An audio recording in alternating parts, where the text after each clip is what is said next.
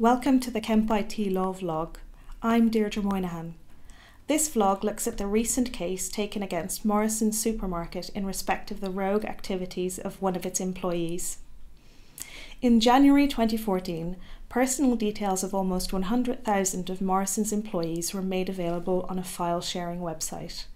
Following an investigation, it emerged that one of its own employees released the file.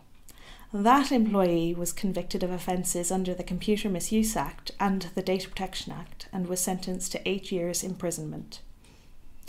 Later, approximately 5,500 employees of Morrisons sought compensation under the Data Protection Act and for misuse of private information and breach of confidence, on the basis that Morrisons was primarily liable for its own actions and omissions, and secondly, that it was vicariously liable for the acts of its rogue employee. In a judgment given on the 1st of December 2017, the High Court found that Morrisons was not primarily liable under the DPA or for misuse of private information or breach of confidence. However, even though it was not at fault, it was vicariously liable for the acts of its rogue employee on the basis that there was a sufficient connection between the rogue employee's position in Morrisons and his wrongful conduct to make it right for Morrisons to be held liable for his actions. The High Court, however, had reservations about this finding on the basis that it could be an accessory to furthering that rogue employee's criminal aims and thus granted leave to appeal to Morrisons.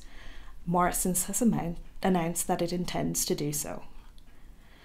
The judgment has certainly focused the attention of controllers and processors alike on the potential liabilities for breaches of the DPA and the GDPR in relation to activities by their employees. And it is therefore important to check what, if any, contractual terms apply in relation to those acts and omissions of employees. The majority of limitation and exclusion clauses are unlikely to explicitly address the issue of vicarious liability, and the extent of any potential liability on this basis will depend on the particular contractual wording agreed by the parties.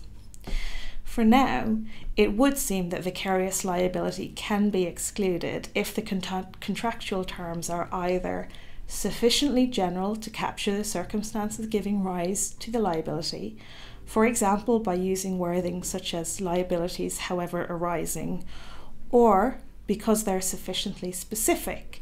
For example, Party X shall not be liable for any criminal acts or acts of fraud or dishonesty of its employees. In these circumstances, that wording is likely to amount to a clear and unmistakable intention that liability is limited or excluded.